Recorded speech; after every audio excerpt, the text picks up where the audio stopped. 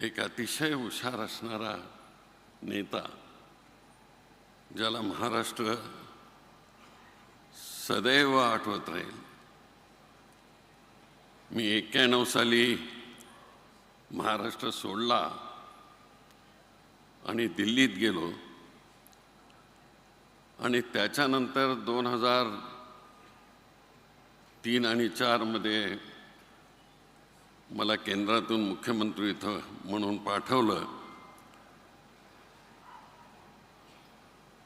राष्ट्रवादी आणि काँग्रेस यांचं ते सरकार होतं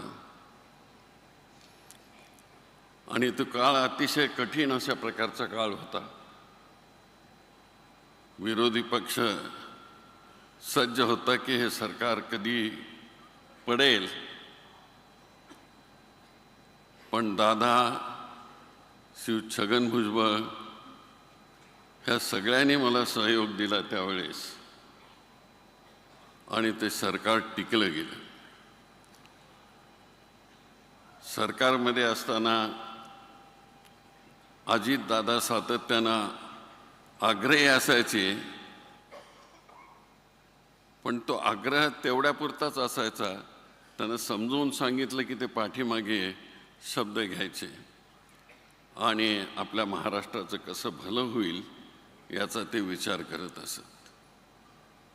मी अनेक वेळेस बारामतीला गेलो. आत्ता देखील मी अंत्ययात्रेला बारामतीमध्ये होतो.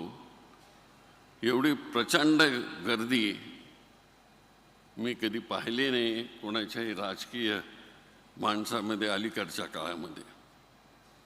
पण दादाचं हे कर्तृत्व, त्यांनी दिलेला शब्द, त्यांनी महाराष्ट्राची केलेली सेवा, त्याचं हे मूर्तिमंत उदाहरण होतं.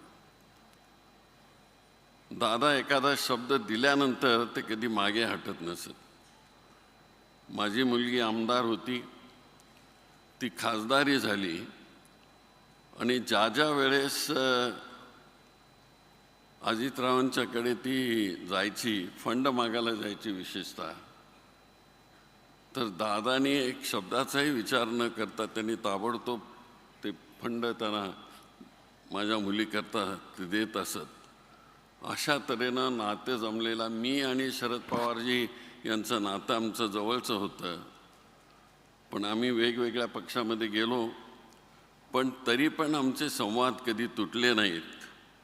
आज एक किती बोलावं आणि किती नाही अशा प्रकारची स्थिती आहे. मी माझ्या कुटुंबियांच्यातर्फे, माझ्यातर्फे त्यांना आदरपूर्वक श्रद्धांजली वाहतो आणि कुटुंबाला ही परमेश्वराने ताकद देवो ही दुःख सांभाळण्याची अशी प्रार्थना करतो. यानंतर भारताचे माजी सरन्यायाधीश माननीय भूषणजी गवई सर, त्यांना विनंती. आपण प्रातिनिधिक स्वरूपामध्ये या ठिकाणी आपण भावना व्यक्त करण्यासाठी काही मान्यवरांना निमंत्रित करतोय. आपल्या सर्वांना नक्कीच माहिती आहे की खरं तर प्रत्येकाच्या मनामध्ये अनेक स्पंदनं आहेत जी व्यक्त करण्यासाठी वेळ आणि तास अपुरे पडतील. पण आज ही आदरांजली वाहत असताना आपल्या मनात मात्र नक्की एकच राहील की अजित